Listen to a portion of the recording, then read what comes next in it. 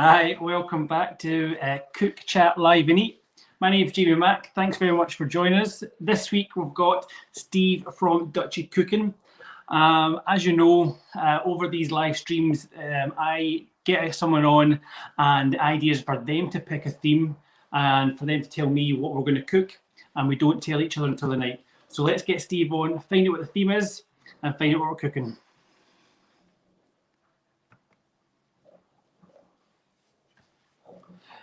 Hi Steve, how are you?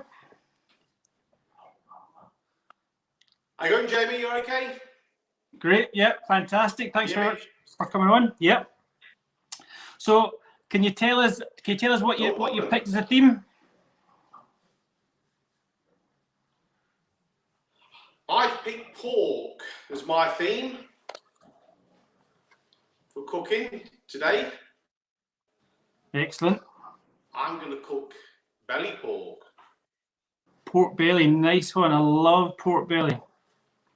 So that's one of my favourites actually. So why have you picked pork? It's my favourite, yeah. Not a long story. I used to run a hog roast company. All right. And obviously we used to cook whole pigs. All that. So you'd thought that I was kind of pretty fed up with pork. But as you know, as being a chef, that the pig is the most versatile animal out. And it sure is. You can eat everything apart from the squid, you say.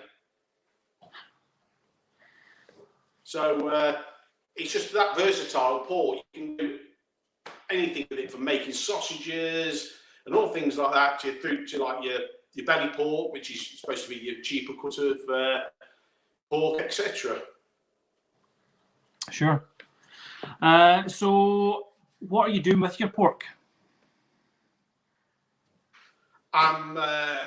It's basic, just none of this fancy stuff where you see them scoring the skin and pouring boiling water on it and all things like that. It's literally just belly pork. We're going to sit on a trivet of some carrots and onion, add some cider to it to keep the actual meat tender while we're going to render down the fats.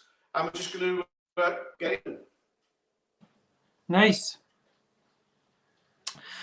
So I have gone with.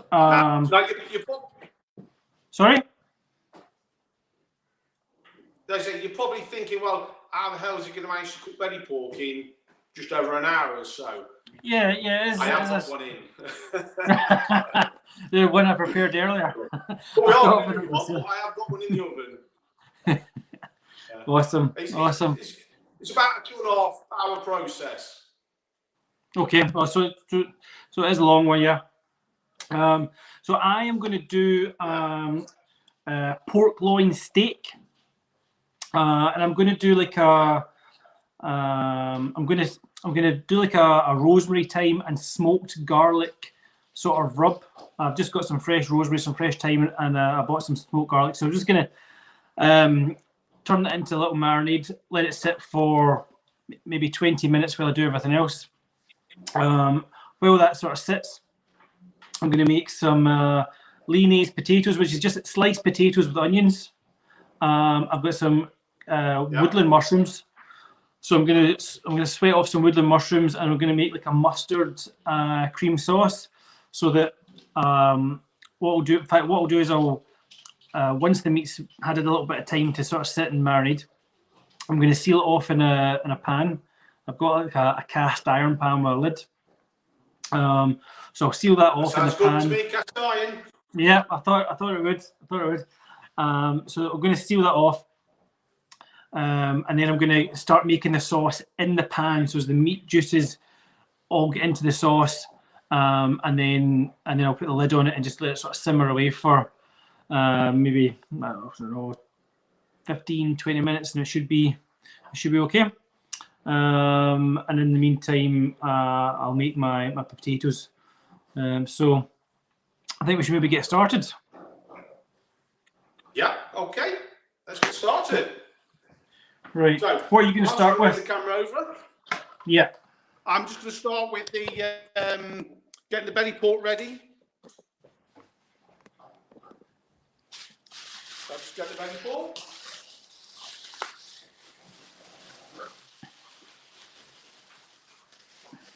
So, make you see it. Yep. This is our belly pork. Nice fat. It's a 2-piece belly pork. It's just been scored down the middle. So that's his belly pork. And all we're going to do, some carrot, some onion. I'm not going to bother peeling the carrot. I can't see the point.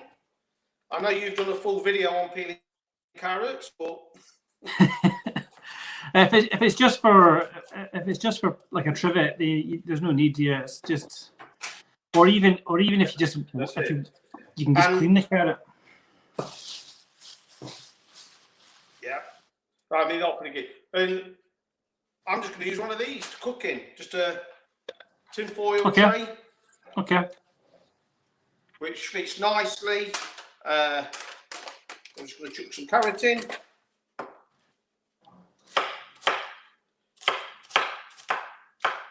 A little bit of onion.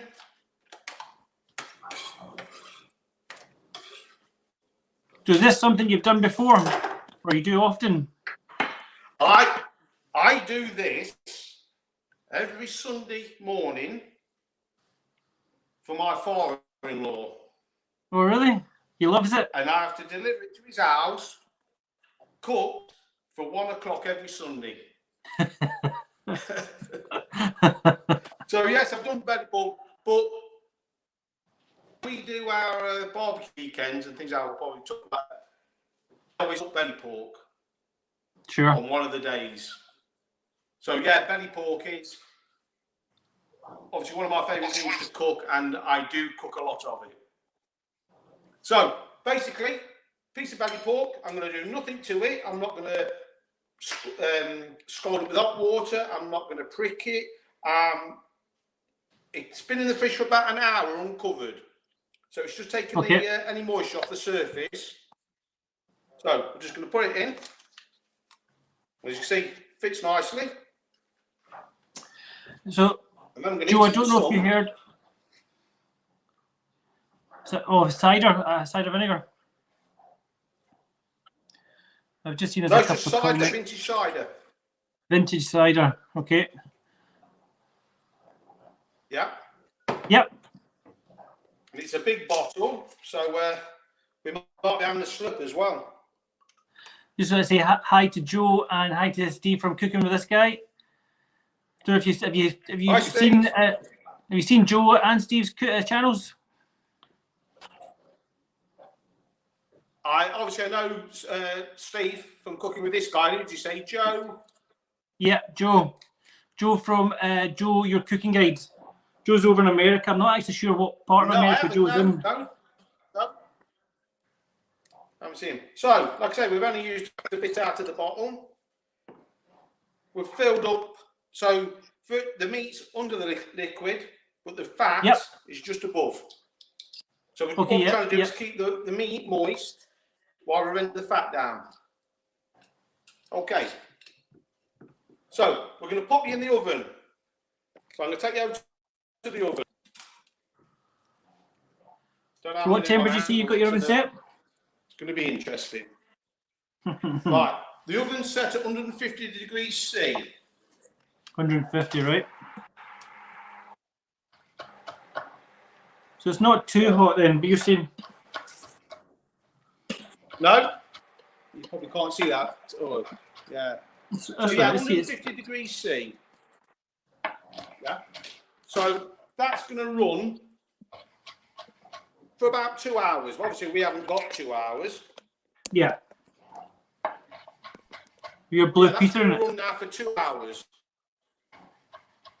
Yeah, unfortunately, I've got to, because obviously the belly pork is going to take that long to cook. Yeah, of course. So, while we're waiting, it'd be a shame to waste some of this. Is that cider? Oh yeah, it's the cider I've put in the pork. So while we're waiting, I've got 2 hours. Here's my drink. Here, glass.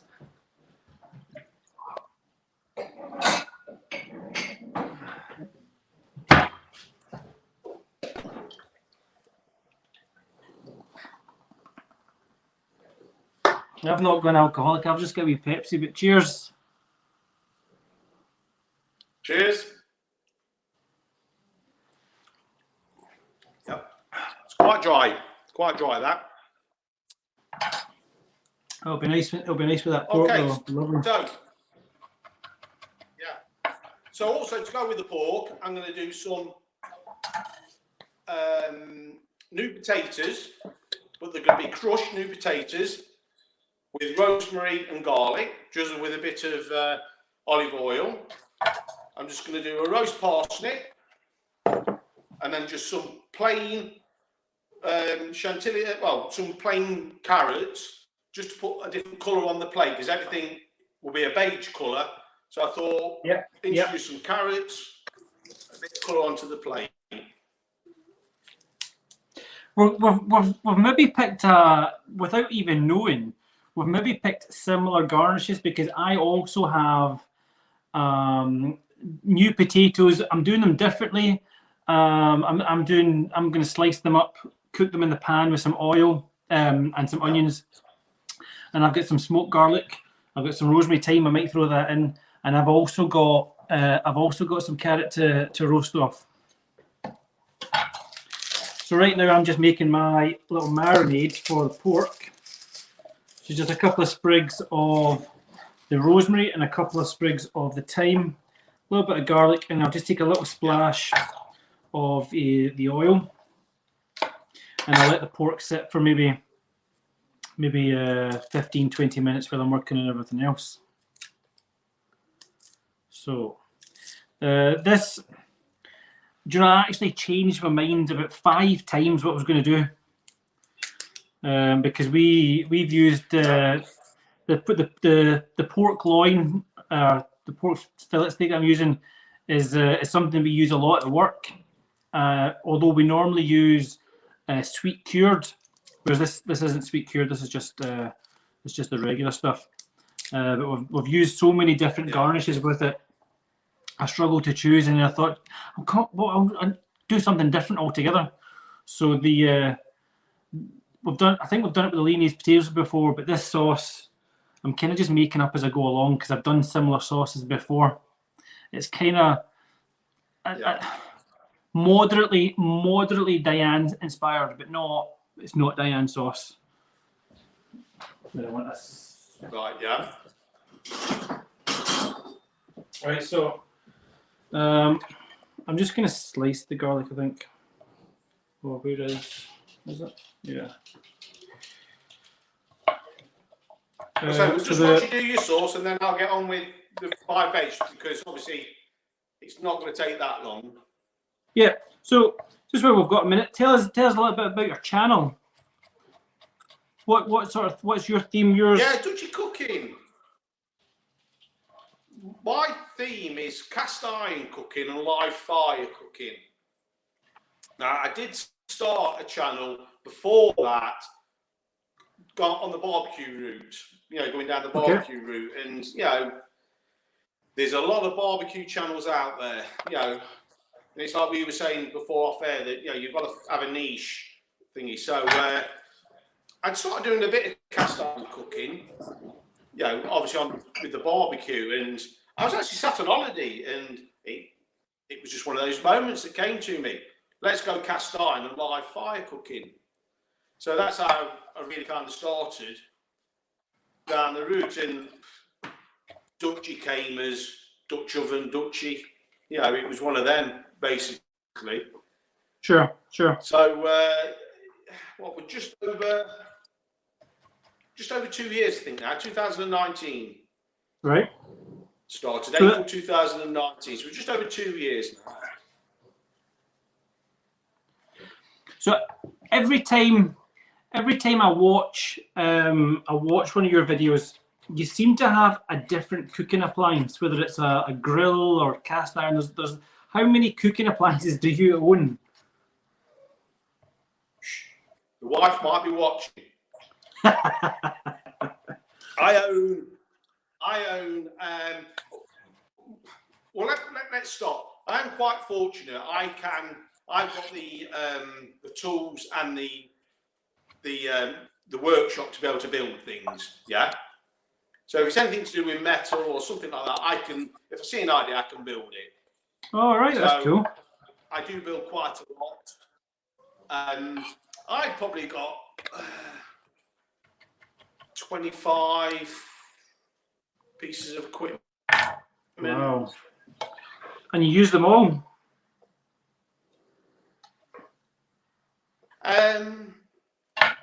If the wife's listening, yes, I use them all on a daily basis. She's always saying, because I've got a Green Mountain pellet smoker out in the garden here.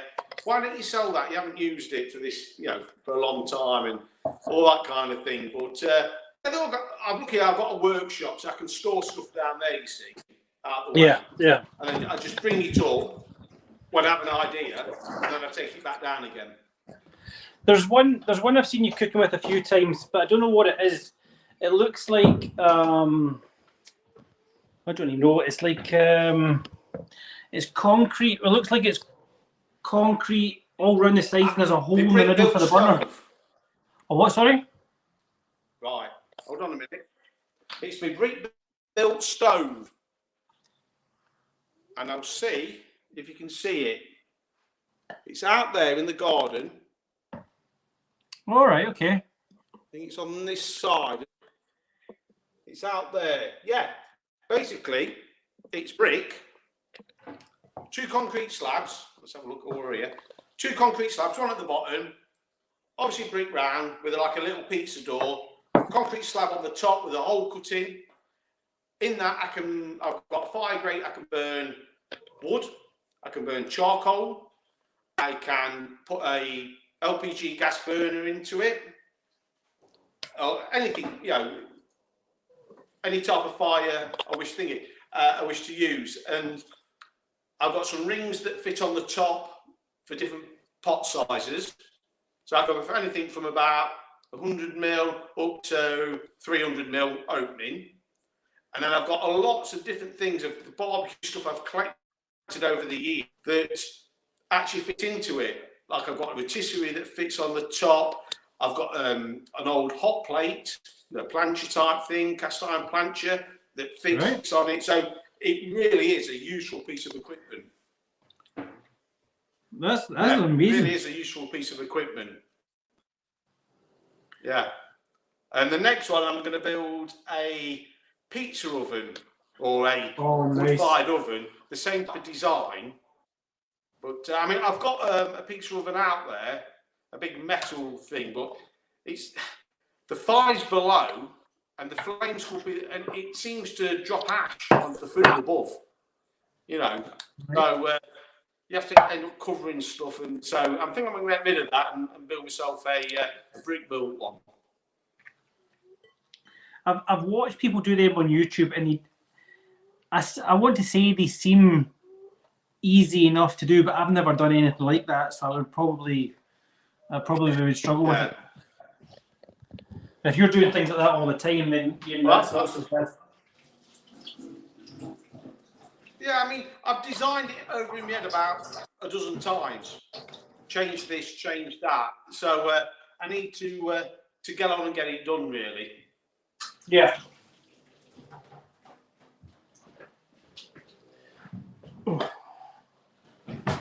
So, just going to put a pan on and get some hot water going. Boil some water. Yep.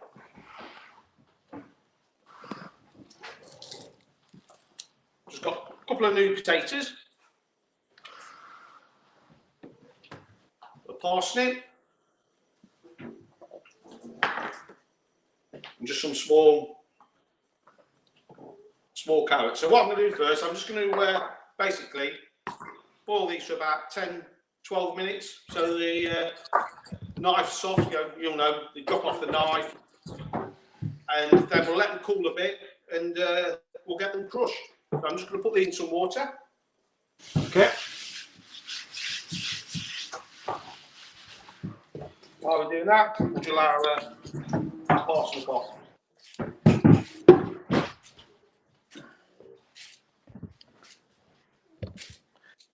So, how often do you upload videos?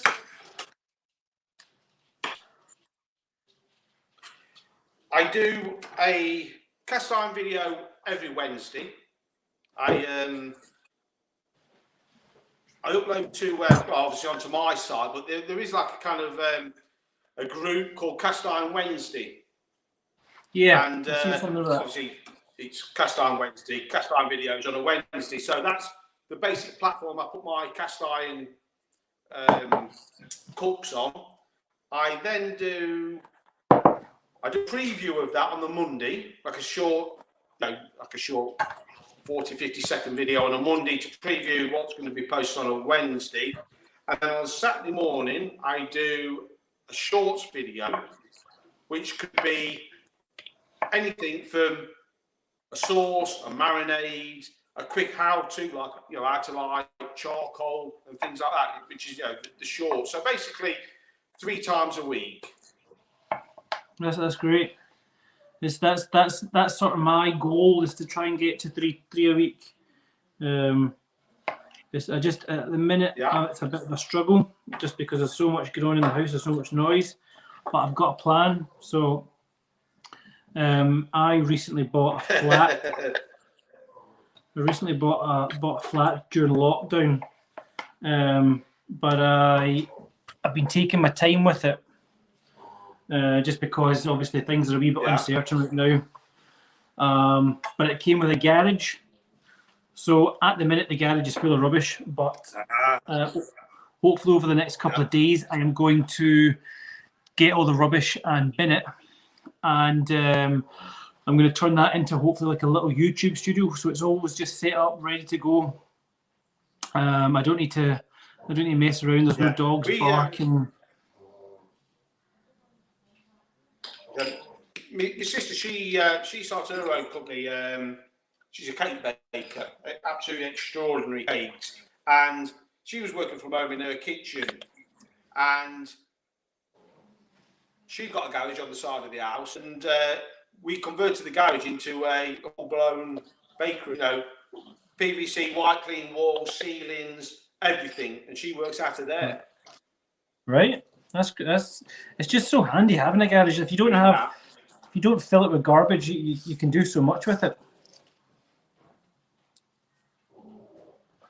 Well, yeah, I mean, it goes longer to empty a garage than it did to actually convert it. Yeah. Mine is just a wooden garage, but it's not attached to the house.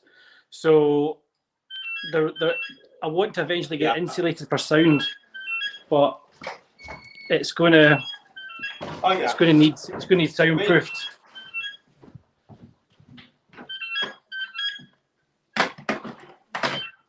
Phone was going.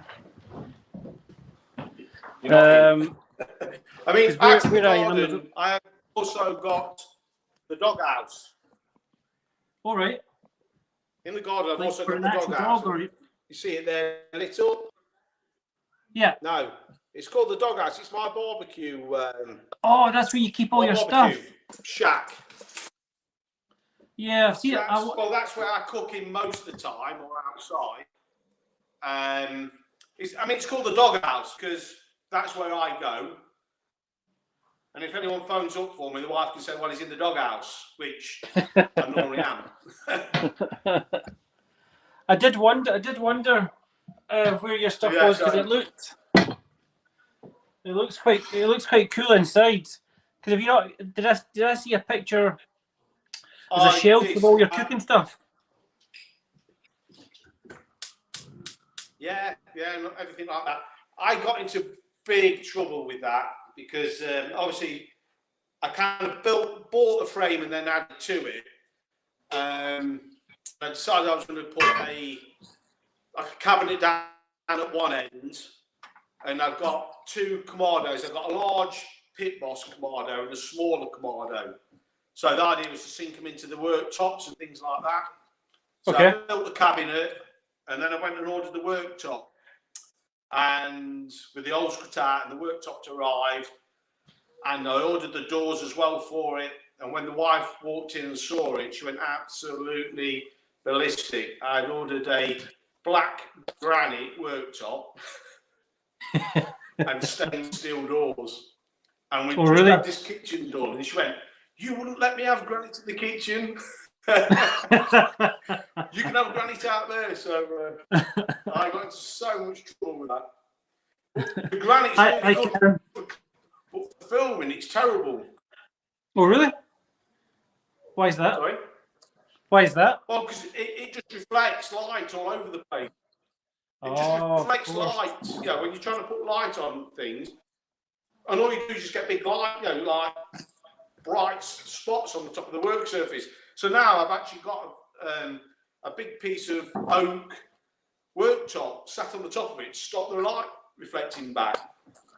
Right, okay. It's amazing. It really is amazing. The sort of the lengths you go to behind the scenes for the video, whether it's lighting or the sound or the pictures, the backdrops. Oh yeah. It's just so funny when you hear other people's stories. I'm just going to start quickly cooking my potatoes. Yeah.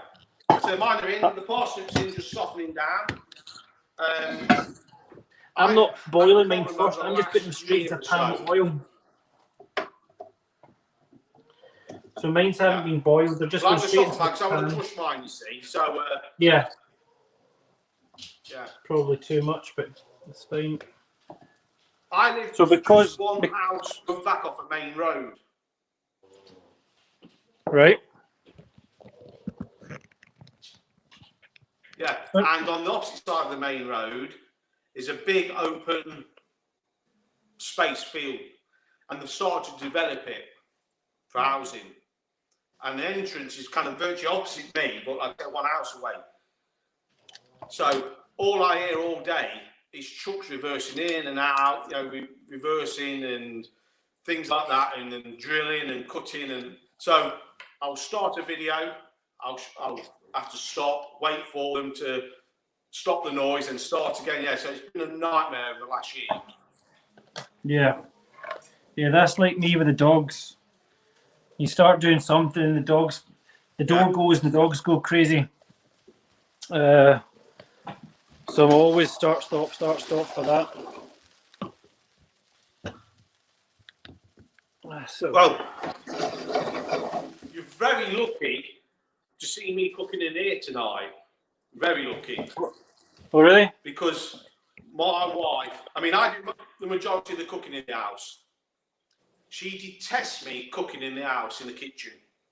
We've got a bit of kitchen, are you messy? Dungeons, everything. All I get is, can you cook outside? Can you cook outside?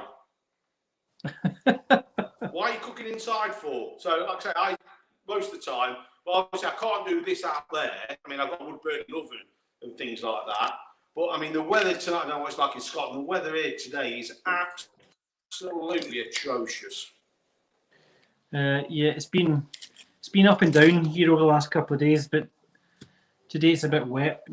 It's been bizarre. The weather's been bizarre lately. Yeah, I mean, it started raining here at about 11 o'clock. It's not stopped since, and the wind's just getting stronger and stronger as we're going along. Yes.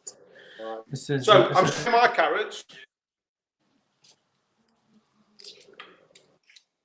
So you say you're roasting the carrots off? No, I thought about roasting, and I thought, well, everything's roasted then. You know, you get the same texture, and the roasted skin and things like that. So these are just going to be a plain boiled, straight up carrot. Okay. There, Jamie. I'm not a chef. So what is it you do? I think you said you're furloughed at the minute. Is that right? Yeah, furloughed. Well, I'm on this flexi furlough. I worked yesterday, but it's basically 1 day a month type of thing. So the rest of the time I'm on the old furlough. I'm just going to get the tops off these. I started out as an electrician. That was my starting thing. And then I went into refrigeration and air conditioning, which I do sort of now. But it's commercial. It's not commercial. It's industrial. It's the big things, the factories, and not like your under-counter things and what have you at work. But what I actually do now, because I diversify, because I thought, well, I can't be doing this all my life, hugging big bottles around. I've got a fleet of rated trailers. Right. That we hire out for events. Your music festivals, weddings, or even breakdowns. So that's what I do at the moment. And obviously that's why I'm on furlough, because there's no event. No one wants to buy one of my trailers for a wedding that can only have 30 people there. Yeah, it's a bit of a nightmare. So like I say, at the moment, I'm just... And it's down, you think you're getting orders in. I had an order for 2 yesterday for... It's a local thing called Vegan Camp Out. And it's a vegan weekend. They're getting pretty popular, the vegan stuff. Like I say, obviously... Pardon? The vegan stuff is so popular. What did you say, Jamie? The vegan stuff is so popular. Well, this is a full weekend where... this is a full weekend where they all go and camp. They take over the camp, and there's probably 3,000-4,000 people there. And of course, they have all the trade stands and the food concessionaries there. That's what I hire to. And it's like I say, it's taken off. It's taken off. But the company that's just ordered 2 trailers from me, I said to him, "Well, what's your company name?" No, bear in mind that they're vegan. And he says, the company's called Chickenish. What? I said, Chickenish? He says, yeah. I said, why vegan would you want to call your company Chickenish? He says, well, I love chicken. He says, I like the texture. But he says, it's just the moral thing about it. He says, I thought, well, yeah, I might as well call it Chickenish. Right. And when you go to these events, everything they seem to be cooking is a replica of a meat. Yeah, absolutely. And call it like, and I say to them, well, if you're that against it, why are you trying to reproduce meat and also call it something like meat? Which is, another strange thing. Yeah, there's a lot like the vegan steaks as well. And then the cauliflower steaks must be the biggest money earner out. I know that was it vegan? Is it vegan bacon? It's just thin slices of carrot, I think, with some sort of barbecue sauce, maybe some sugar on it, and that's apparently really popular. I've done a vegan dish. I did the vegan pulled pork with jackfruit. Jackfruit. I had something with jackfruit. Nice, you still get that kind of. You don't get the texture. It's still like a slimy. It's got the same structure basically. Okay. I think I've only had it once. Yeah. Mister's asking if it goes well with ketchup. I lost half the video, so I had to cook. Sorry, Steve. Mister's asking do these go well with ketchup? Jesus. Someone's asking. Mister's asking if these go well with ketchup. Mine's because it's going to have a sauce in it. I suppose you could, but it's got to sort of got a sauce. What about yours? Yeah, mine's going to have a little polished gravy on the side. on the side. So like I say, I've done my carrots,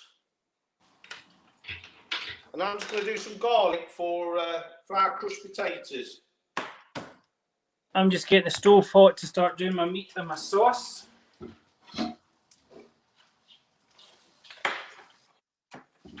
I've just put my carrots in with the potatoes and the garlic and the rosemary, so they're going to soak up a lot of flavour from that. But I'm going to get the pan on. I'm going to seal off my meat. So I've got the pork that's been marinating in some garlic, some rosemary, thyme, and a little bit of oil. So I'm going to put that in the pan, give that a nice little sear. Once it's seared all the way on the outside, I'm going to take that out. That'll probably take maybe 5 minutes. I'll take it out the pan, leave the pan on, and then I'm going to start building the sauce, which is going to have some mushrooms, some onions, some more rosemary, a little bit of. I'm cheating a little bit, where I'm using Bistro gravy granules as a sort of base, which I'm then adding some mustard and some double cream to. Like I say, Jamie, you know, like I say, you're a professional chef and that, but if there's some good products out there on the market, what's the point in making your own? I mean, like making phyllo, you wouldn't stand there for hours making phyllo pastry and things like that. So, gravy granules, time, or if you've got like the chicken carcass and things like that, and if you're in the kitchen all day, yeah, you can boil it down and make your stock, but most people haven't got the time. Yeah, it's kind of like there's things out there that are so available, so easy to buy. It saves you a little bit of time, but you're able to able to sort of turn it into something completely different. And that's what's great about, you know, like the gravy granules. You could add mustard, you could add maybe even barbecue sauce to make it sort of barbecue gravy type thing. Even something a little bit more herby, maybe like a pesto or something. It's all about just you have to. I suppose you have to know to be able to do these things, but it's once you're able to do it, it changes the game for so many things, and can just make dinner time that much more interesting.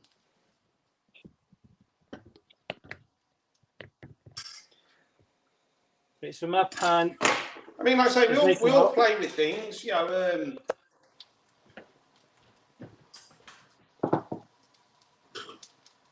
So I'm taking my pot now. I'm quite happy with. I don't want it too soft, so it breaks apart. Yeah. When it starts roasting, so the parsnip's done. Got some rosemary chopped up. We've got some garlic, and I've got my carrots ready to go in when my potatoes are done. Sure.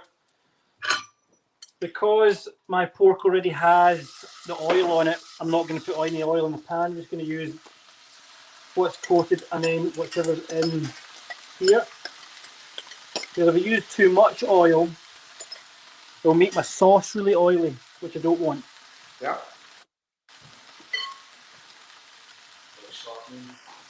I'm just checking on my belly. Sure. While you're doing that, guys, thanks very much for tuning in. You're watching Cook Chat Live and Eat. Today I've got Steve from Dutchy Cooking. Make sure you check out the link below for all his information. We've got Dutchy's YouTube channel, Facebook, Twitter, Instagram, and you've also got your own website I found I never knew about.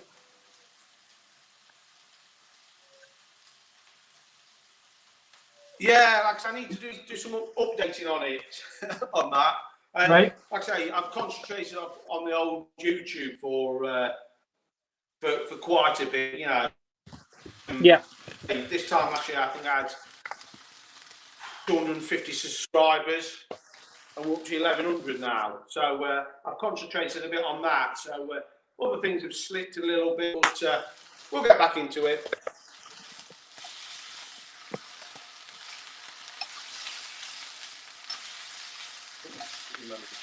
I mean, like I say, the other thing, I actually run a barbecue forum as well.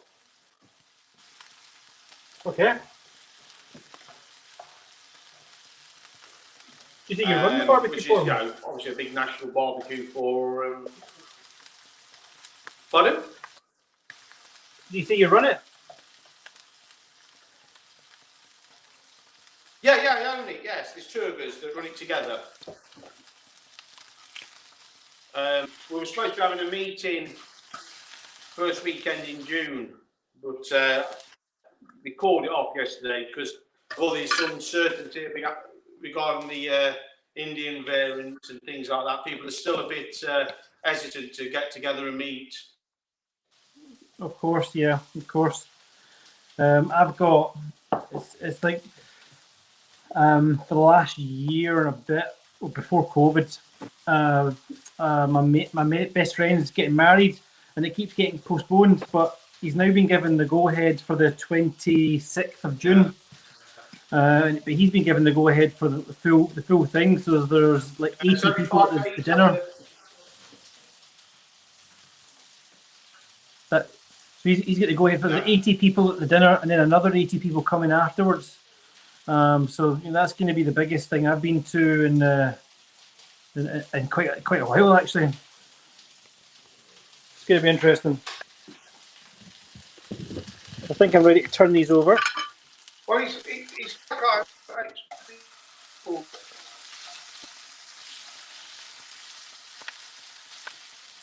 like I explained to you through the lockdown.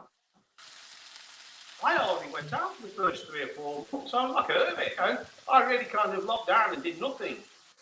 Fortunately, well, my wife, she's frontline. She was NHS, so she was going out to work every day. I was just in the garden cooking. Yeah, that's what kind of got me round to doing the channel. Yeah, if it wasn't, a lot of people were. Just, I mean, the popularity in barbecues shot up. We can tell by the new members of our forum how many people joined in the last year and what have you, because they were sat in the back gardens doing nothing. And they go on the internet, YouTube, have a couple of people, and they think, "Oh, I can do pulled pork," or "I want to get a full brisket, and I'll do a brisket," things like that. Yeah. I'm just prepping my mushrooms. I'm just giving them a rough. I don't want them to be too small or too big. And I want them all to be different shapes and sizes as well. I find it gives a bit of something. They melt down and there's nothing left of them here. Yeah. You go too small. Yeah, mushrooms, you tend to add them in sort of. That's like, I mean, I've heard your backstory that you've been a chef most of your life off and on. Yeah, pretty much. I've had a couple of breaks. I worked in a gift shop for a year. Refurbished dental surgeries for a year. But I also done a lot of front of house, so bar and restaurant work as well. So I'm quite moved around. Sorry, I'm just keeping my eye on this heat. It's getting a bit hot. Yeah, so I've done a little bit, but always find myself going back into food and drink. I think for some people it's just a calling almost. It's a way of life that people don't. If they don't get the bug, then they'll never really fully understand it. Like I say, I've taken the potatoes out now. But they're not going to do and they just fall off the knife. That's what I was looking for. To be on the floor to go and doing that. But I actually wanted to be a chef. Oh really? Yeah, my what's the name as a child was to be a chef, and all the way through school I did cooking and things like that, and I even signed up for catering college. And then I got talked out of it by my mates. no social life. I think it's what you said, that They said, well, why do you do that? You've been working correct. You've been working night, even weekend. So Yeah. I trained to be electrician instead. There's not much difference between it, but yeah. But and obviously, I've always had a passion for cooking. You know, that's always been thinking. That's why I did start my own dog roast company, and I run that for 10 years. Well, I actually my full job as well.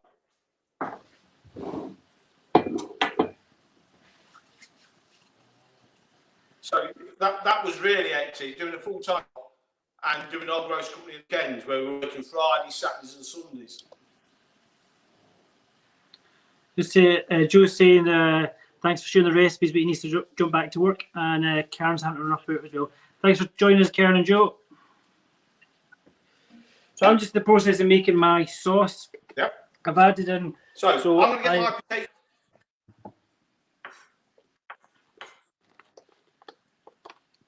So I've added in the onions. So I'm going to get a tray and get my potatoes in.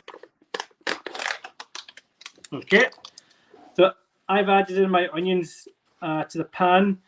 I started sweating them off, and I've added in a little bit of water just to sort of get that fond off the bottom of the pot. And now I'm just taking a few spoonfuls of the Bisto granules. Going to mix that with a little bit of water, boiling water. Get that into the pan. Bring that up to a boil, and then I'm going to add in some double cream or some heavy cream, along with some whole grain mustard.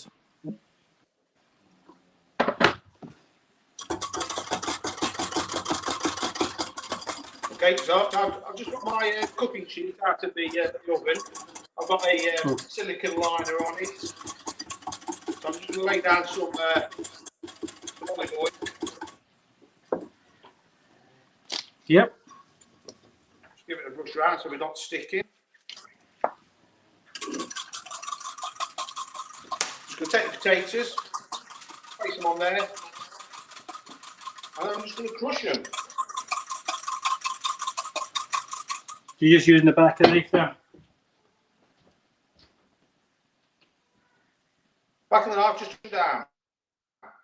So how is it you pick your videos? What's the surface area to crisp up? Of course, yep, of course. How do I pick your videos? Yeah, how do you decide?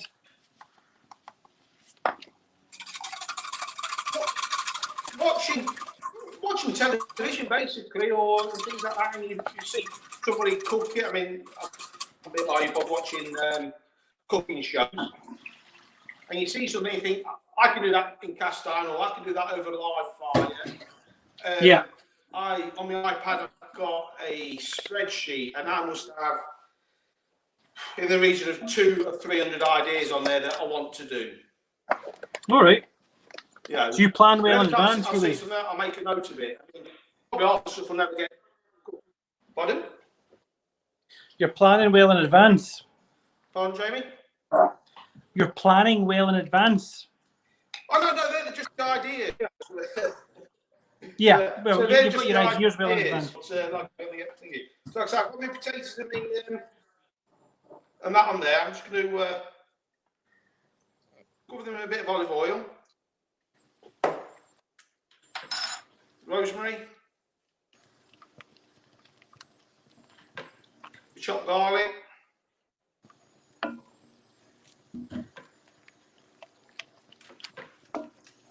I'm just going to give it a grind of salt now.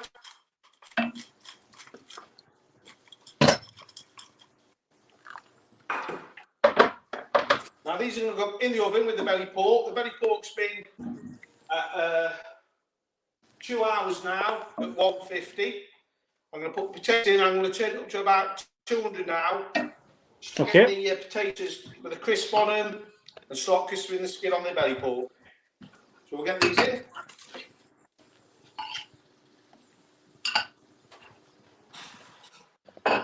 So I've added in. If you can see this, I've added in the gravy. I've added in the whole grain. I've just put the meat in. And I'm going to add in, I think, a little touch more water, and then I'm going to add in the cream, stick the lid on it, and just let that cook away.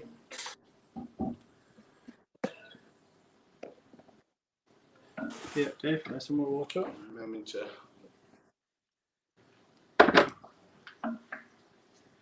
So what editing software are you using? Belly pork I cook on a for my videos, I use KindMaster, which is an app.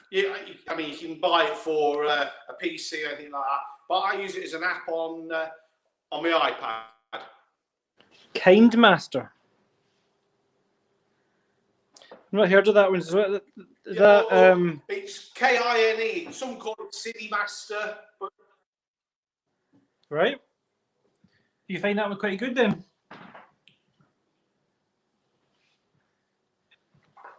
I like it. You know, you drag and drop. It's got your effects studio. You can go and get your subtitles or effects or like different transitions and all things like that. You know, it's like I say, if you look at some of the shorts I'm doing now, especially the preview shorts, where you see the meat kind of moving and cross, they're just all the effects out of the asset store, like that I use from.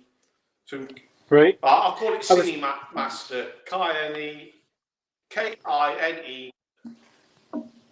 I was going to say that I really like your intro. You know, with the hoodie. It's really quite cool and unique. Did you do that yourself? Yeah. That one KindMaster. It was another app called I don't know what it's called, Intro or something like that. And you buy bundles. And I was looking for something, and I seen it, and I thought, oh, I like that. So I just did it. It was the old app. You just put your titles in and things like that. And that's why when you see me cooking, I always got a blue hoodie on or a blue sweatshirt, and it's got. I do the writing myself on the sleeves. You know, it says like Dutchy Cooking or cast iron and things like that. But basically, it's because of the intro of this. I'll tell you what it was based on. When I saw it and that, because I'm not like you, Jemmy. I mean, you've got the charisma and you've got the face for it to be on television. I designed it, or the idea was around Banksy. Okay, yeah. Obviously, he's the creator. No one knows who Banksy is.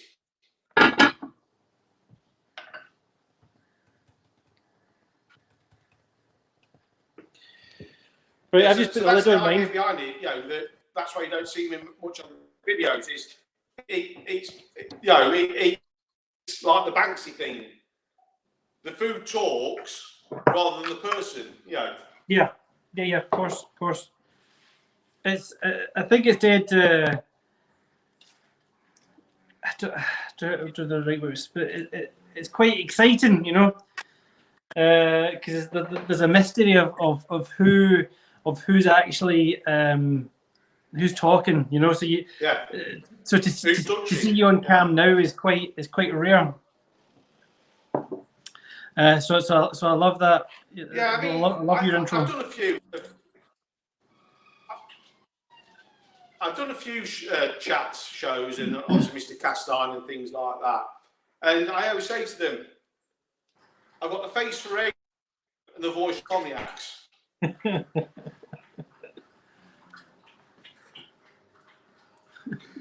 Well, that's how you just perceive yourself. You don't know what you sound like yourself. Yeah, and it can be difficult. It can be difficult to watch yourself back or hear yourself back. Some people don't like it. Yeah. I don't mind it. I just find it easy to do the cooking without any pressure of having to talk to camera and things. I just do the cooking, let the cooking, and then I just voice over the top. Yeah. I just voice over the top of what I've done, what I've edited. And I just find it easier. Like I say, I can switch. I mean, I film with at least two cameras, a camera and a phone or something like that, so I can get a different shot Well, if you're switching between shots and you're talking, that's very difficult. So if you just film it and then talk over the top, I find that's, for me, works. What are you using for the sound? I was using a lapel mic, or I don't know, I do use a lapel mic for even for voiceovers, but the lapel mic doesn't give the same quality as when you're actually on the camera talking to the microphone. It gives it, it's totally different. Like I say, I've got lapel mic, what is it, Boyer. I was using that to do my voiceovers with, but just this week I've just got a Rode proper mic, and you can tell the difference. Yeah. Yeah, R-O-D-E, Rode. Yeah. Yeah, there's so many channels. The USB port, you can plug your headphones into it. Pardon? There's so many channels that will talk about how important the volume is. Yeah. Oh yeah. One of my next goals is when I do my. I think that may be a lag. One of my goals is to update my volume. Broke there, right? All right, yeah. I mean, like I say, when I do the voiceovers, I have music playing in the background because I don't talk continuously. You know, people don't want to listen to me going, "Oh, this potato, this is this, this is that." You know, it's like, there's a potato, let's cook it. So I do put a little bit of background music on, but it's only on about 15%. It's just in the background. Another thing that I don't like in videos, which might upset you, Jay, is that if you notice when I do my videos, is I have the carrot ready, it's prepared, it's in the pan. I don't want to stand and watch 5 minutes of someone chopping a carrot. Yeah, I get that. I do get that. I think when you go.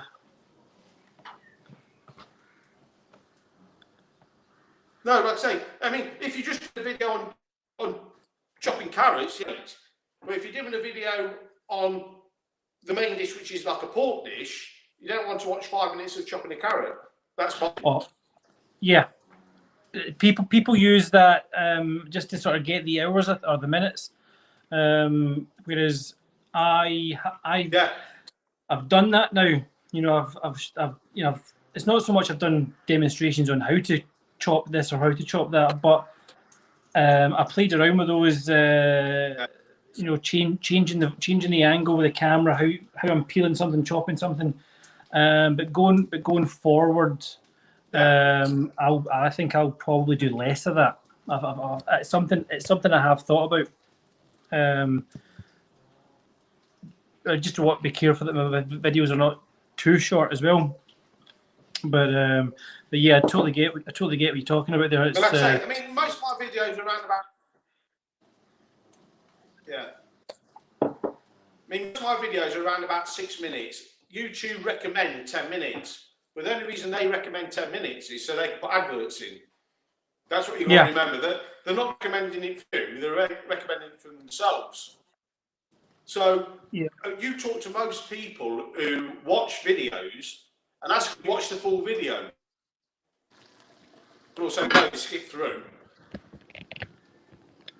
So they also say that the first 30 seconds is the most important 30 seconds of the video. Because if it doesn't catch someone's attention, they'll scroll past.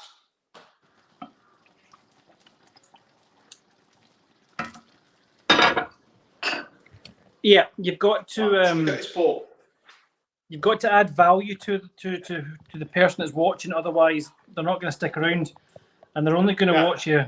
They're only going to watch you chop and peel veg so many times, and then it's like, well, do you know what? This is taking too long. I'm gonna watch something else. On my to-do list, I'm thinking I'm going to do a 60-second short video on how to chop an onion. So when I put an onion in a bowl, like I say, look at the iCard. That's how to chop an onion. Yeah. I mean, you watch people, you know, I mean, you all know the people I know, and they'll have a whole bench of ingredients, and they'll go around every ingredient. Oh, I've got this. Like, oh, we're using some this. We've got some this, and we've got some of this, and they're like 4 minutes in before they've even done anything, and you're thinking, come on, you know, let's get going. Yeah, it's finding another way. No, it's finding another way to fill the time, I think, for a lot of cases.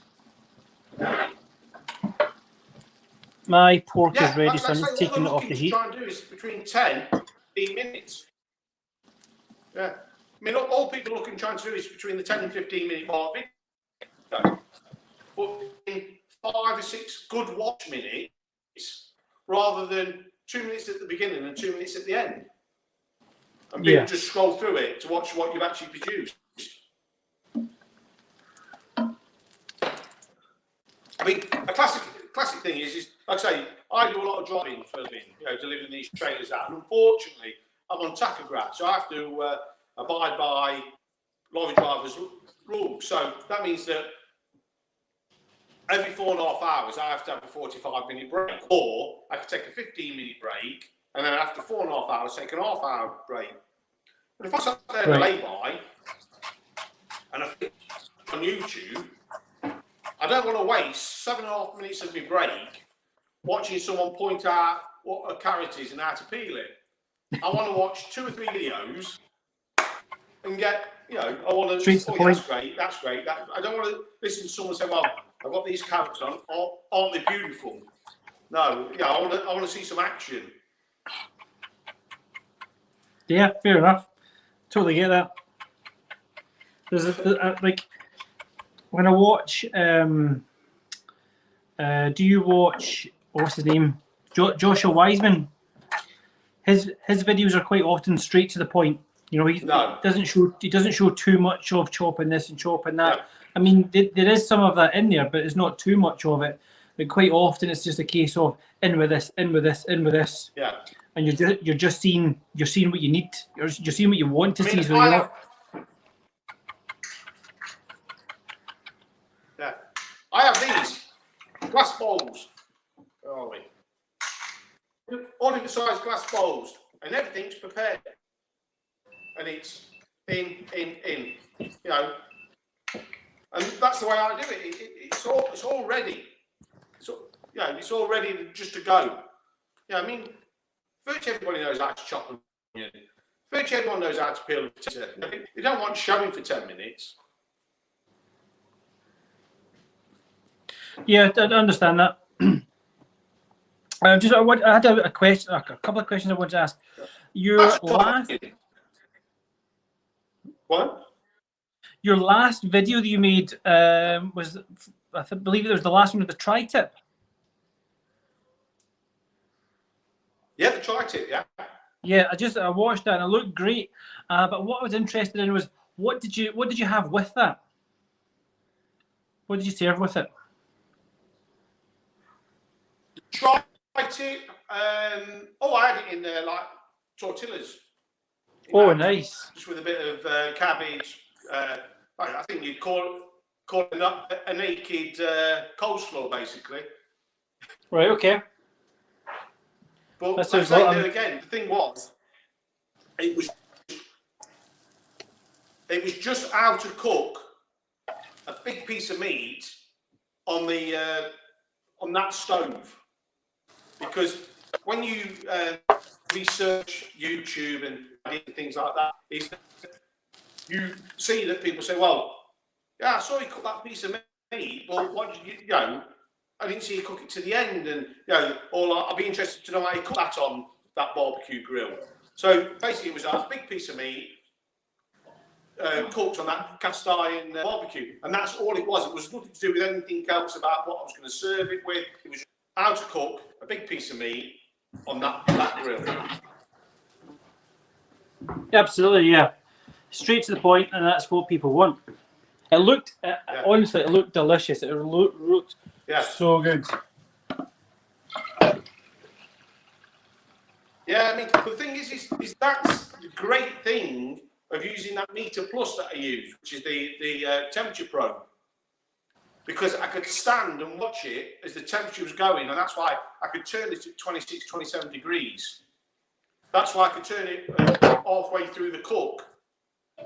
So, like I say, it was turned 4 times, because you never know on the grill if you've got a hot spot and white or whatever. That's why I did it through 180 degrees to make sure both sides had the same amount of time on the same part of the grill and that.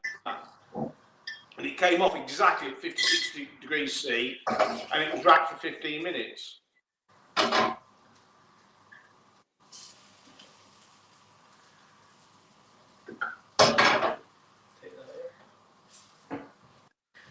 What would you say is your what would you say has been your favourite thing to cook on the show?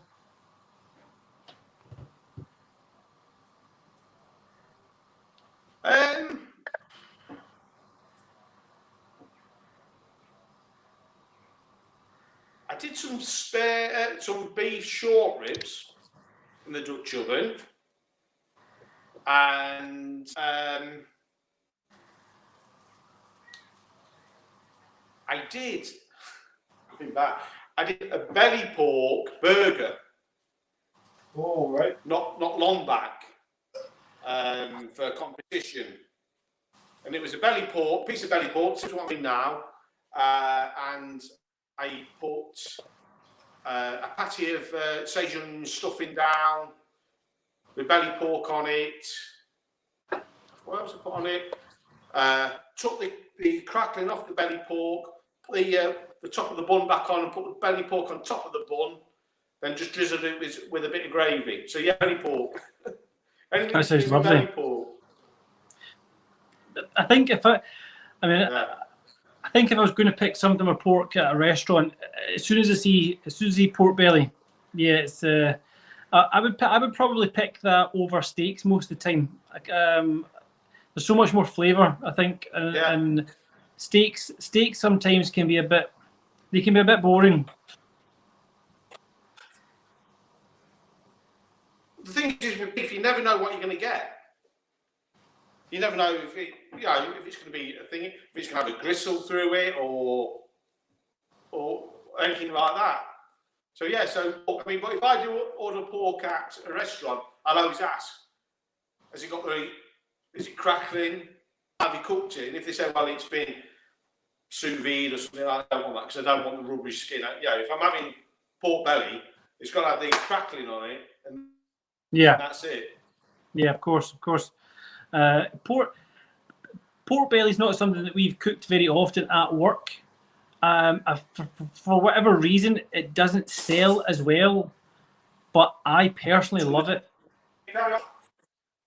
Yeah, so I personally love it. If I go somewhere and it's on the menu, it's definitely probably going to be something I pick. It's just so great. Very quickly, I just want to say hi to Wendy from Simply Wendy, Live Love Bake, and also to Mike from Mr. Cast Iron. He's just joined us. How are you? Thanks for coming on. For those of you that weren't in the start, I'm here with Steve from Dutchy Cooking. We're getting close to the end of at least what I've cooked. So I think you're close as well. Yeah. Yep. Today's theme was picked by Steve. He picked pork. I have cooked a pork loin steak, with mustard and mushroom sort of gravy, I think, with a little bit of sauteed potatoes and carrots. Steve, do you want to tell everyone what you've cooked? Yeah, I've done a portion of belly pork with a rind on, so we've got a lovely crackling going. We've got some new potatoes that we've crushed down and we've garnished with rosemary and garlic. Also got a roasted parsnip and just some plain carrots to give us a different texture and a nice colour on the plate. Excellent. I've just thrown my green beans in, so they're 4 minutes away, and then I'm good to plate up. Like I say, I've just put the kettle on. I'm just going to do a little bit of quick gravy, then we'll start plating. Okay, perfect. So just quickly, I'm interested. What's the sort of food scene like where you live? Is there a lot of good restaurants there?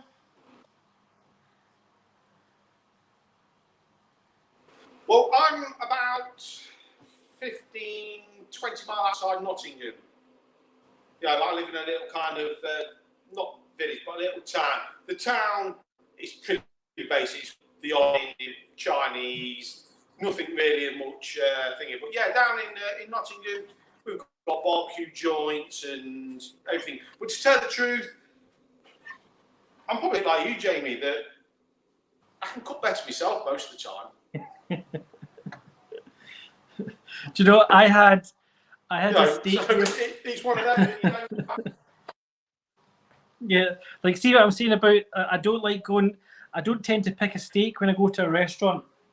But recently we just changed butcher, or not changed butcher, but we added a new butcher on, and we had some steaks, and because we're not that busy, there were some steaks that were just about out of date. We were throwing them out.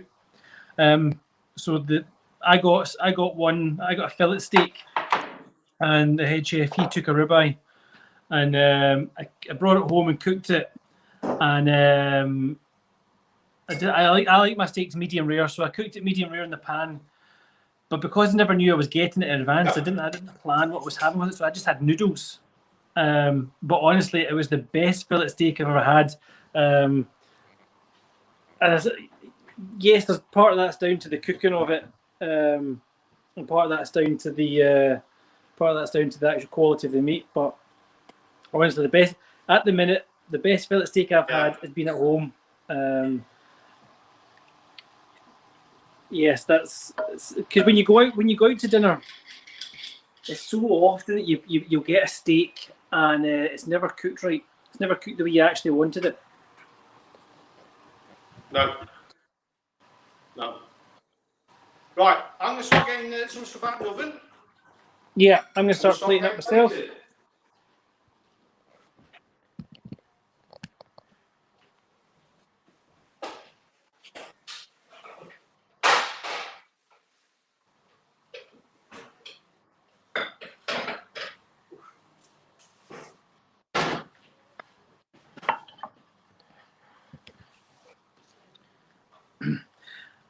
So, Steve, you'd started an Indian series. Are you still doing that? I've not seen anything of anything recent. Is that still a thing? Yeah, I have, but I first took that outside and the weather's not been that good. Right, okay.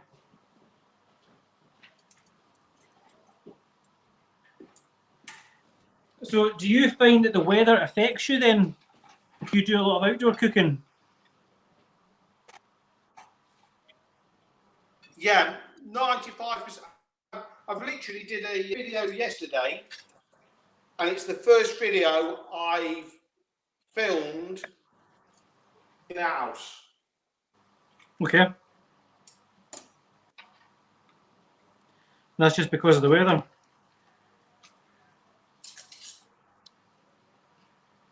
Yeah, it's like I say, it's been atrocious, literally.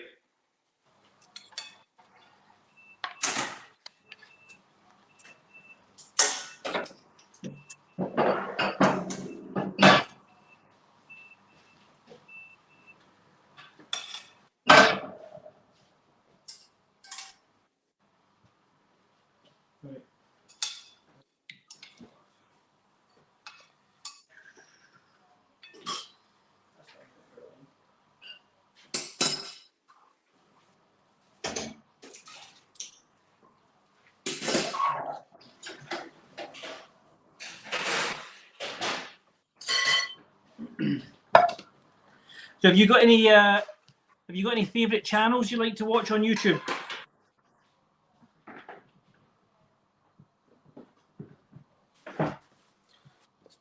Well, if Mike from Mr. Castile is watching, I've got to say Mike's. Of course, he's got a great channel. Who do I like watching? Yeah. Basically, anyone who's cooking, you know, if the thumbnail comes up and it looks nice, I'll watch it. Do you spend a lot of time on your thumbnails?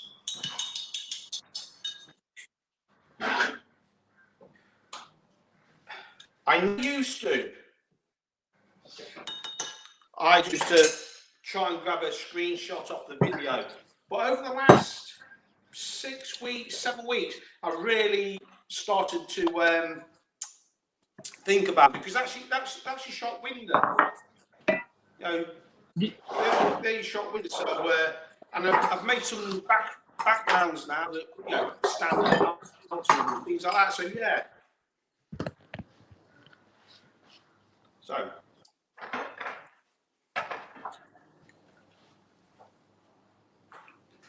Probably if I turn it that way.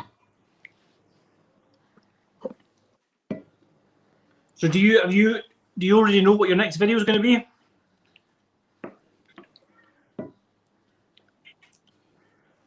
Yes, I'm shooting a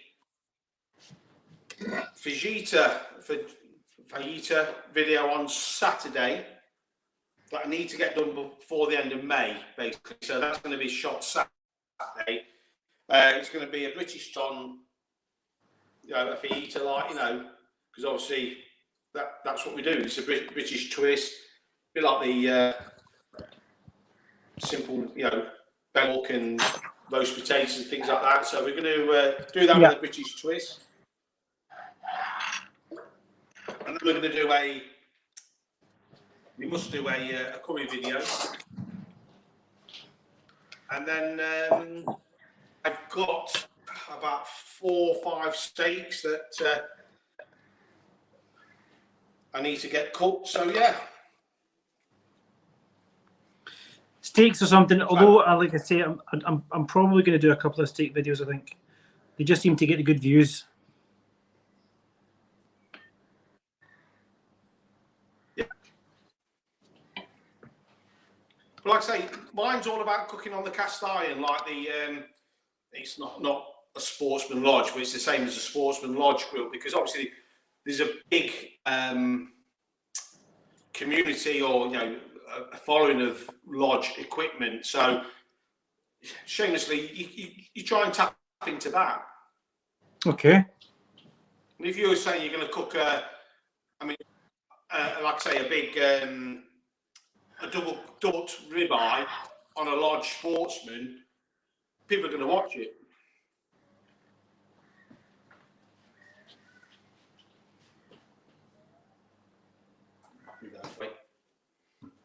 So, do you want me to go first, Jamie? Go for it, yeah. Yeah. So we've got the belly pork. Oh, listen to that. You can hear that. Yeah. There's some just new potatoes that we've parboiled, crushed down, just with olive oil. We've got fresh rosemary, fresh garlic, and a bit of rock salt. We've just roasted parsnips and just some plain carrot to give it a different thing. And then we've just got some gravy that I don't think I'm going to pour on, or I might just put a bit on the side. It looks delicious. It looks absolutely delicious.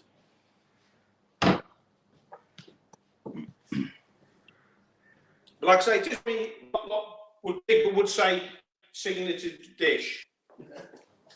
Yeah. So this is what you said. It's your photo.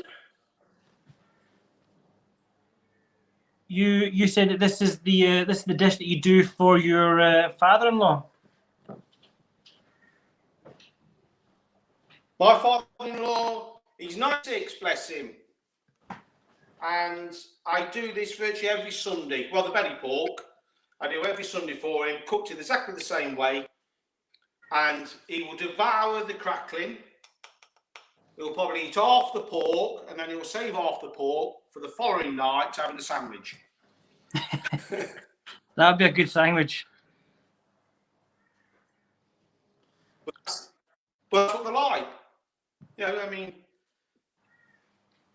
bless him, he's 96. Oh, really? He's So he knows what he likes. Oh yeah. That's. Can we get the belly pork? Yeah. That's the crackling. I've just realised that I'm filming this on my phone, so I can't take a picture. So I'm going to try and do something. So if I disappear, I'll be back in a second. I'll do this.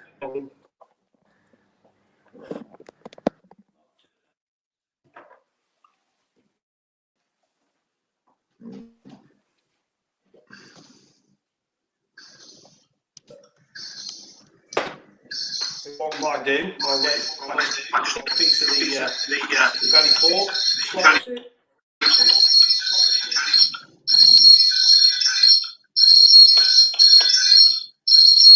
I'm causing feedback.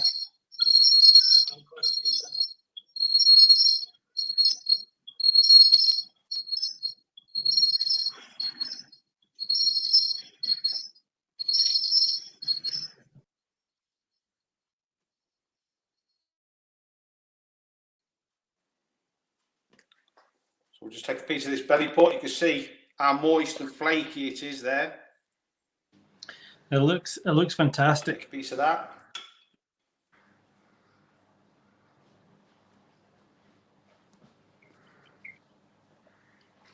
Is there what's everyone's opinion on pork? Belly pork. Couldn't be much Yeah. higher. Is everyone else pork fan in the chat? I know I am. I love a good bit of pork.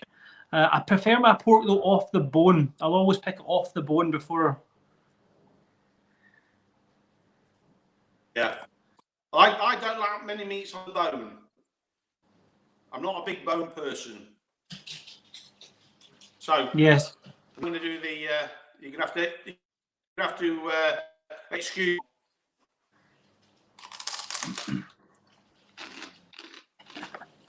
That sounds fantastic. Mm. That's exactly what you want from a pork belly. A bit crackling. That shows you. Great. You don't have to. You don't have to do anything. You don't have to do special to the pork to get that. Obviously, you watch on the cooking shows where they're scalding it in hot water and they're doing this, doing that, stabbing it, applying oil and salt to the skin. Nothing. Absolutely nothing. Yeah, so what you've done then is you've kept the meat below the water line or the sauce line, and then the crackling's been above it, so that it's getting the full heat of the oven. Yeah. No fancy tips or tricks. The meat, as you can see. No, you can see the meat. It's tender. It's still moist.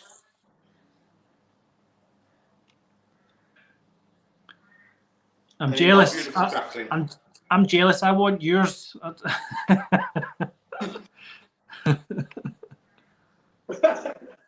We could only swap. I know. Right. That's the Jamie, bad thing. I've got another piece of this in the oven. You just end up to Scotland. Yeah. That's the one downside to this, is that you can't taste each other's foods. You just got to hope. You've just got to hope that or imagine that it tastes good. So I'll just quickly run over mine. So can we see this? I need to take that off the screen. Move that.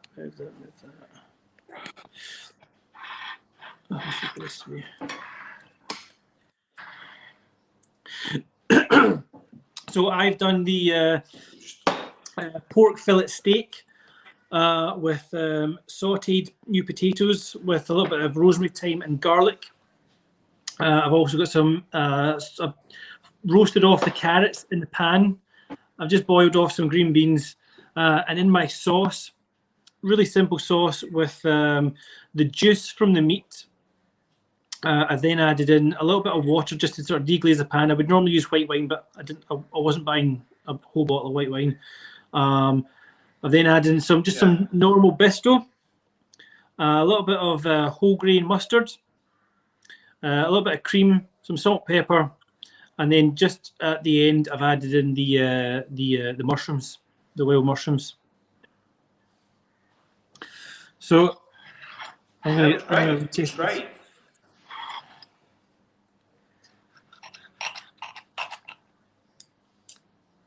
But you can tell your presentation, you work in a fancy bistro or whatever you're working. Yeah. And let's ask a question. How did you come up with the pass cam?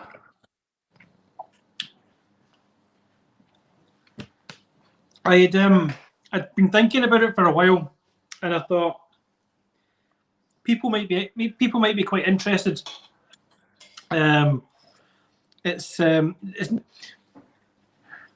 be not too much talking involved. It's just the camera's on the hot plate, and you just watch what's happening.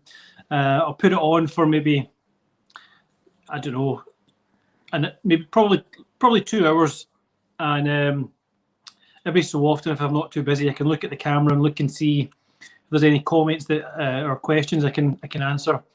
But it's something a bit different. You see there's daft videos out there where people will just watch people sleeping, and I thought, if people are going to watch people sleeping, why not watch a hot plate? People or chefs plating up food, and doing that. So I'm going to try doing that a bit more often. I've got to make sure that certain people aren't working because language purposes. Some people just can't help themselves. But yeah, I think it's a kitchen environment, isn't it? Yeah, it's a kitchen environment. You can't help it. But I don't want to get in trouble from work because I'm representing them. There's a lot of bad language, so I'll just be careful. But I think I'm going to try on a Sunday, but at the minute Sundays are quiet, so that's why it was a Saturday there. So yeah, that I think could be. I'm actually in the process of. There you go. No, I was just saying I caught it on Saturday night, but I could only watch for a very short, because we were actually away camping, and we got the two kids with us who were like 4 and 5. So, I flicked on and saw it, and I thought, well, I can't sit here watching that. I've got duties to, do. Yeah. No, it's something a bit different, and but when you do the live streams, it kind of helps with your viewed hours, doesn't it? It's you don't have to edit anything with the one on the hot plate. It's free. It's not costing me any money. I don't have to buy any ingredients. They're already there. Because obviously every video you do, you've got to spend a bit of money on the ingredients and stuff. So in that sense, it really helps out. But I think from the feedback that I got, people were quite interested to sort of watch it, And if it's on for 2 hours, say, people can log on, log off whenever they want, and just watch a little bit of what's going on and hear me shouting at other chefs. If it's a busy service, it'll open. If it's a busy service, it'll open the eye people, because people don't know what happens in a professional kitchen. Yep. It just offers a bit of realism. Yeah. When they sat there moaning because the dinner's late, professional kitchen in full flow, then they realise, well, yeah, he's probably cooking 30, 40 different meals at the same time. Yeah. and you can probably hear me shouting at someone, hurry up, get this up, that's taking too long. That happens quite a lot, so it does. I'm actually in the process of doing some new sort of thumbnail work for that in particular. I think I'm going to give it a go. I'm going to give it a go and just see how it goes, because it's interesting. There's a few that Joe that was on at the beginning of the stream. He used to be a chef. He's over in America. I'm not sure what he does now, but he was saying that it made him miss being in a professional kitchen. So I'm going to run with it, I think. It's one step. It's one step towards. Your own hours up, that's good as well. Yeah, and it's like one step further to getting like 3 videos a week. You know, if I was to do this one day a week, like this on a Thursday, and the hot plate cam on a Sunday, and get up maybe a short and a recipe, that could potentially be 4 videos a week. Just with going live. I mean, my shorts take about 10-15 minutes to shoot. That's it, because I get all the ingredients ready, and it's just a case of putting them on the countertop, and that's it. They're mixing. So I mean, I tell you, if I'm making, like I said, I've got one coming outside, which is a steak rub. It's literally 10 minutes. Yeah, and you can get. I mean, I've had 15,000 views on one short. Oh, really? That's good. It's something that I've not started yet. I've got a list, but I've not started. The worst video I've ever made. Yeah, like I say, it's the worst video I've ever made. And it's got the highest watch time and views than anything else. My most watched view is a prawn cocktail, and I don't think there's anything special about it whatsoever. It's not my least favourite, but it's not my favourite either. I don't understand why it's getting the views compared to other videos I've got. It's difficult. I mean, what the video I'm on about is almost had 15,000 watches. It was how to make dumplings. I made a traditional stew and dumplings, and I made the video. And then 2 weeks later, I went and took the dumpling making out of that video, edited it, and put it up as a short. And I didn't even cook them. I didn't even cook the dumplings. It was just kind of flour, roll them into cold side balls. There's dumpling. 15,000 views. That's insane. Yeah. And I think Mike, Mr. Castellan, his favourite, his biggest hit is how to crack an egg or how to tell if an egg's fresh. Oh, right, yeah. Was that it's if it sinks? Yeah. If it sinks, it's fresh. If it floats, it's not fresh. Yeah. And it was like a 20-second video. His most watched video. We spent hours and hours getting things ready to cook and cooking and things like that. Oh, there's an egg. Yeah, we'll watch that. Yeah. I think Steve from Cooking with This Guy, I think if I'm not mistaken, was it bread? Did you do was it a beer bread or something like that? That was a huge one for you, as well as your steak video.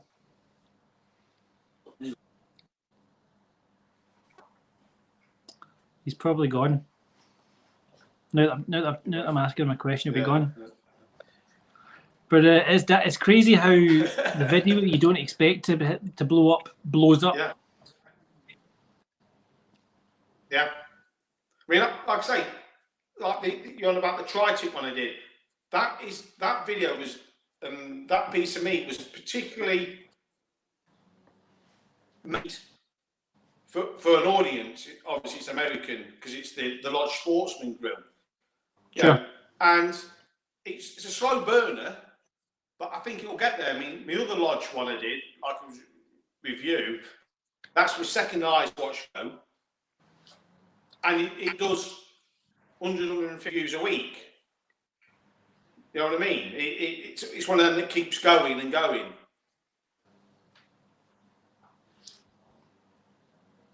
Yeah, every time I go on, every time I go into TubeBuddy, the prawn cocktails jumped up again. Every other video, you know, it's like it goes through waves. But that one, every time I go on, it's jumped. I mean, it's nowhere near 15,000. It's only just over 1,000, but it's still it's just always creeping up. Whereas every other video, sometimes I've got a view, sometimes I've not got a view, but that one's every time. So that light's terrible. Do you use lighting for your filming? No, that's the worst. Yeah, I do. Yeah, because obviously out in my barbecue shack, it used to have open sides, and the sunlight was coming in from all different directions, and it was showing shadows. So I kind of blocked it in, but when I blocked it in, then it was too dark, so I had to have lights. Okay. But I can position the lights where I want them. But when I film outside, it's just natural light. In the barbecue shack, it's I've got overhead lights and things like that. Mike said I should make another one like the prawn cocktail. 100% right. I should. I don't know what's. Yeah. Maybe with Patty. With, you think you've got the secret, and you'll make something similar, and it won't get the views. Yeah, totally. I don't know what's similar. What's like similar being another starter, like a patty, or I don't know, calamari rings. I don't know. I need to. Or classic. Patty. Yeah, I mean, obviously, prawn cocktail is a classic throwback, isn't it? Really. Yeah. Almost retro. Yeah, retro. Just going back to chicken in a basket. Oh yeah, chicken in a basket, or that's chicken and waffles. That's more bigger in America, but it's starting to come over here. Just going back to the lighting, I've got one of these big things. Well, I've got two actually, so that's what I use for my lighting. I was wondering. Sorry, I'm jumping around trying to get in the lights, and I was wondering how come you're so bright. Yeah, normally I'll have one here and one over there where I'm doing my videos, but we're just doing the one today for the live stream. We'll just use the one. So I mean, I should have brought mine in and set them all. Yeah. So just very quickly, again, guys, please make sure you check out Dutchy Cooking over on YouTube. The link is in the bio down below. Make sure you subscribe if you're not already, and have a good look through his videos, because he's got some great content on there. If you want to know anything about barbecue and grill and cast iron, it's a great channel to check out and learn a lot from. So make sure you check out Dutchy's Cooking, and like all the videos. So I think, I'd say, Jamie, it's been a pleasure to come on and cook with you. Likewise, thank you very much for coming on. It's been great. Hopefully we can do it again. Been good fun, and we've managed to get 2 plates of food out without even one of us burning ourselves. That's true. No burns, no cuts, no injuries.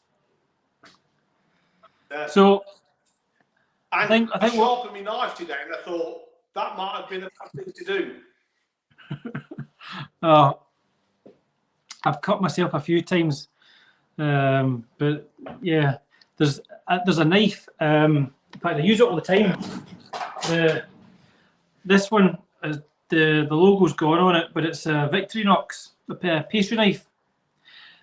If I'm going to cut myself with a knife, if I'm going to cut myself, it's a brand new one of these. Every time I get a brand new one of these, I'm going to cut myself. Any other knife? It's just letting you know who's the boss. Yeah. Any other knife, I'm fine. I'd like this, the knife I was using today, also a Victorinox, but I've not cut myself with it. But that pastry knife, it's an absolute, it's one of the best knives you can have. Honestly, it's a brilliant knife. Yeah. But every time I cut myself, it's on one of those. Every time. I very rarely cut myself, while cooking with a knife. And I did a video about a year back, and this is why I don't. And I was literally peeling an onion, and I bloody cut myself with a knife. Not chopping, peeling the onion, and that's why I don't on camera anymore, because I ended up cutting myself. It's been a while. It has been a while, but the last bad one with that knife, it was it cutting an onion, and it was because it was a brand new knife, and I was doing the STV Glasgow on the TV, and it was just before we went on. I'm chopping an onion to get myself ready, and I'm rushing around. I took my nail off. I was like, blood everywhere. So I'm wrapping my finger up, trying to wash it, trying to wrap it up, clean the blood up because we're ready to go live. And then 2 minutes before, I've got like paper towel wrapped around it because there's no plasters, and I'm holding my hand behind my back. And everything we're doing, I'm just doing it one hand, trying to chop an onion one hand, and then trying to do all my bits and pieces, trying to keep this one hand behind my back the whole time. Oh, it was so a nightmare at the time, but when I watched it back, it was hilarious because I obviously knew what had happened. But yeah, that's it. Well, you know what was happening, yeah. So I think that's us. My food's starting to go cold, but it's been an absolute pleasure being on with you. What I'll do is I'll end the live stream in a minute. Oh, it's my pleasure. You stay on. I'd just like to thank you very much, everyone that's come on and been in the chats. Really appreciate your views and your comments and your questions. I'll hopefully have someone else next Thursday. So tune in then. Keep an eye out on all the social medias for the next lives, and make sure again you check out Dutchy Cooking on YouTube, as well as I've got Instagram, Twitter. What else we got? The Facebook and the website, all in the link below. So thank you very much for coming along. Also, if you want to participate, you want to do one of these lives, just get in touch and we'll get one sorted. So thanks very much for coming on, and I look forward to seeing you again.